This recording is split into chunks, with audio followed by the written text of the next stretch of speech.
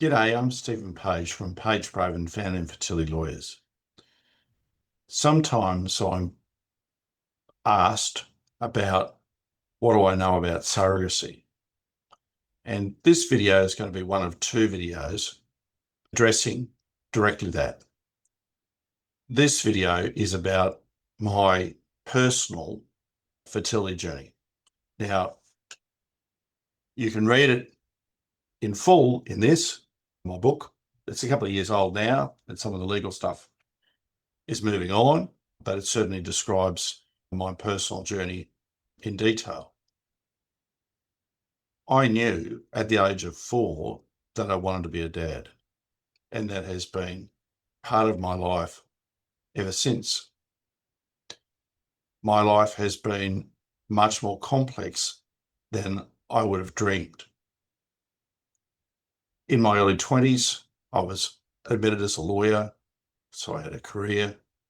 I had a girlfriend. I had a plan to continue in this job and get married and have a family. All pretty straightforward, ordinary dreams. Those dreams were then confronted by reality when we were told by her gynecologist that due to a medical condition, my wife's medical condition, that we had to start now. It was like a proverbial slap across the chops from the doctor. And the two of us sat there with our mouths wide open. And then I said, but we want to be like everyone else, have a house and then have a family. And he responded, what? Am I a financial planner? I'm a doctor. And after looking at alternatives, we then started and nothing worked. We kept the diary to see temperature and day and all that kind of stuff. And nothing worked. And then one day she said to me, maybe you should get tested. Of course, she had great wisdom when she said that. And my response to that was, it's idiotic when you look back at it. I don't need to get tested. You've got the problem with all the accusation associated with that. And how do you know unless you've been tested? And I said, I've got 100% Aussie Super Gold sperm. What an absolutely ridiculous statement. But nevertheless, I made it and I refused to get tested. And then after 3 months, when again, nothing had worked and we were still trying, I got tested. And that test basically said I had slow swimmers. Now, I happen to live in Queensland, it's a hot place, can be cured, I'm dealing with the heat. But at the time, I found it devastating because my lifelong dream of having a child, suddenly it was confronted with the possibility that because of me, that may not be able to be achieved. When it was my wife's issue, I thought, oh, well, the doctor said that if we didn't conceive naturally and we went through IVF, it was a 24% chance of success, which somehow I had exaggerated in my head to 100%. That learned optimism that we have, that false horizon. And so I went into a deep, dark black hole. I started looking up at ceilings, particularly if there's a cornice, and there's a cornice in the corner, I'd stare at that and I'd start becoming particularly religious, at least in my head, about why I was cursed and why was I cursed and unable to have a child when everyone else could. I'm asthmatic, and at least twice a year I have a major attack. Last year, I had a series of attacks over some months, 2 to 4 times a day. And each time I have an attack, there is this illogical thought, how come everyone can move their lungs and they can breathe and I can't? And that in this moment I may die. How come I'm cursed that way? So it's the same kind of thinking. And completely illogical, but real. And my head spiraled into a pit of doom, this black space. Anyway, even though we had what is described as classical infertility, we got lucky and we were able to conceive without the need for IVF. And my first child was born. My first child almost died in childbirth. Second child conceived much easier and had a much easier time of it in the birthing process. Subsequently, we divorced. I remarried. That didn't work out either. And then my husband, Mitchell, came into my life and we quickly got married. We were very much in love. And he says he wants to have a baby. And of course, the only way that we can do that was by way of surrogacy. And I didn't contemplate having any more children, but I thought if I don't go along with that, don't support that, what I'm doing, in effect, is forcing him into infertility. And I know that experience myself, and it's devastating. So we were very lucky one Christmas Day when a relative said to us that she loved both of us and wanted to have her child. Made it quite plain she didn't want to have any more of her own, but she wanted to be our surrogate. At that moment, we were all crying tears of joy, but I had that washing machine of emotion that at the same time I was crying tears of joy, the other part of me was, this is what happens to my clients. And our surrogacy journey was particularly difficult. We had financial issues. And I should have said we had a friend who offered to be an egg donor. We had financial issues. We had medical issues with both our surrogate and our egg donor. The clinic changed its financial policies, so we changed clinics. Created created a number of embryos, I should say, and then first transfer happened.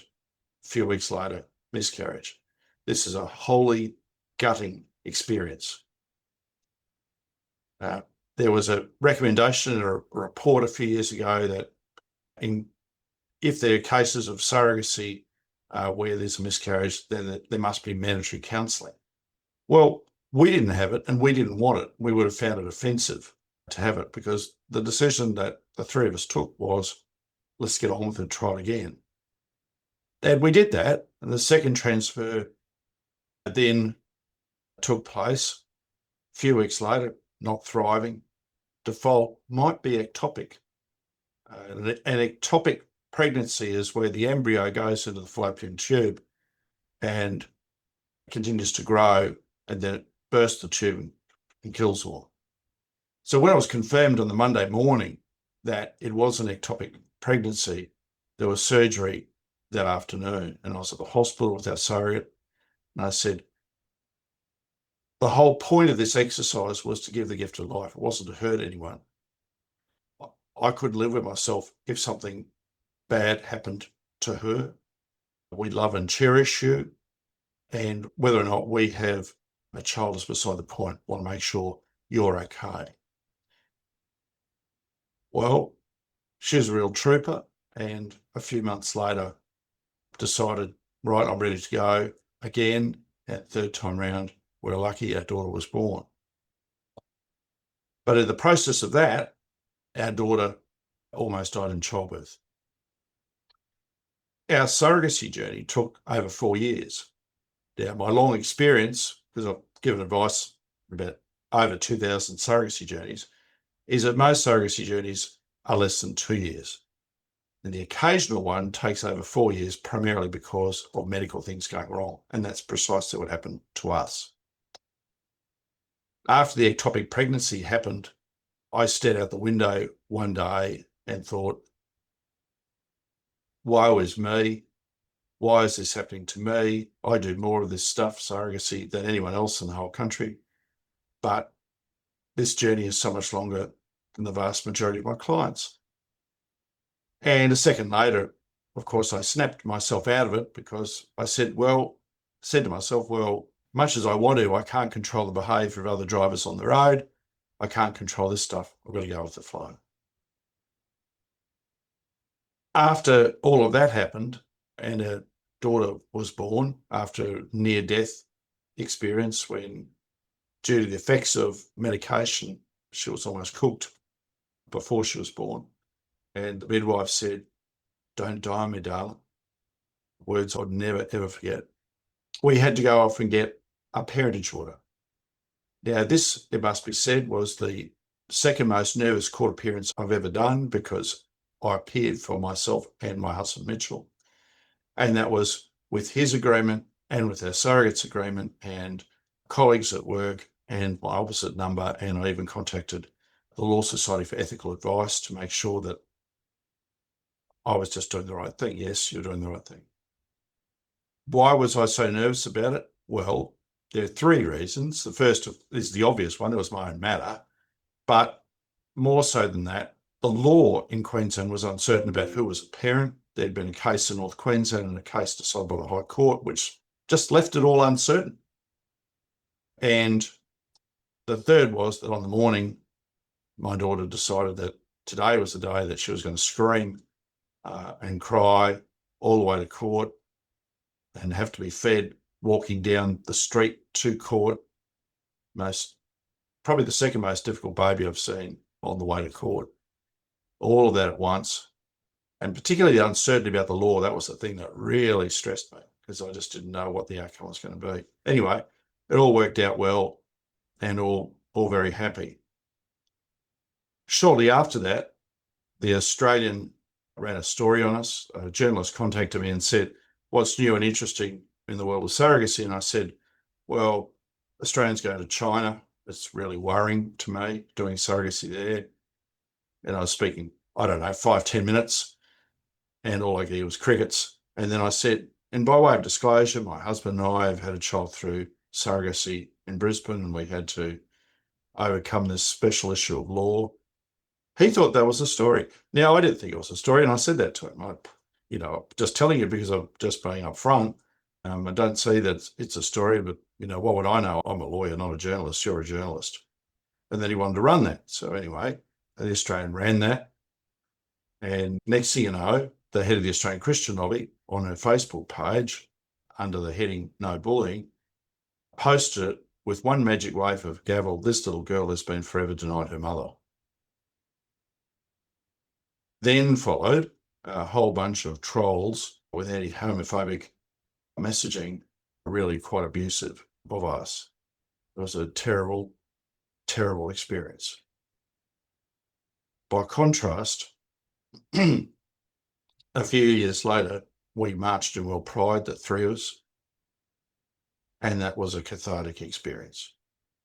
It was extraordinary marching in World Pride, where we had 500,000 people watching. Of course, they didn't know us, but they were approving of the concept of gay dads and families, rainbow families, and cheering us on. It really was such a beautiful moment. Most importantly in all this journey is our daughter. She's thriving. Last week, she started the second year of school, and later today, unbeknownst to her, she is to receive an award at school. So just absolutely thriving, very happy. It feels like heaven. I'm very, very lucky man to have had my children. And what are the messages that I've got from my own personal journey? Well, I've made up 3 rules, and they are: number 1, be kind to yourselves. If you are going down this journey and you find it all too hard, and you want to do something else, like, eat too much Italian food, drink too much red wine, go around the world, take lots of photographs, get fat. Anything other than owning a racehorse or a boat, I mention those because they're the equivalent things that cost more than or about the same as a child. Do those. Do what makes you happy. But rule number 2, if the key inner core of your being is to become a parent, then do that. If you're resilient, as we were, you'll get there.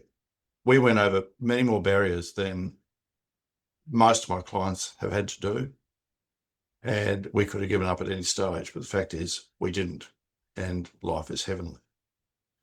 And the third one, which comes from my direct experience for my first child and my daughter, is go to the best hospital you can, because you don't know that your child is actually being born until it happens.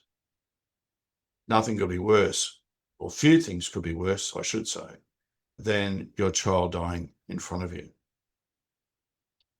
So that's my fertility journey, and I mention it because as much as one person in their lifetime could have such complexity, somehow, without seeking to do that, that's what I've done. Thanks for watching and listening to the Australian Family and Fertility Law Podcast. I'm Stephen Page from Page Proven Family and Fertility Lawyers.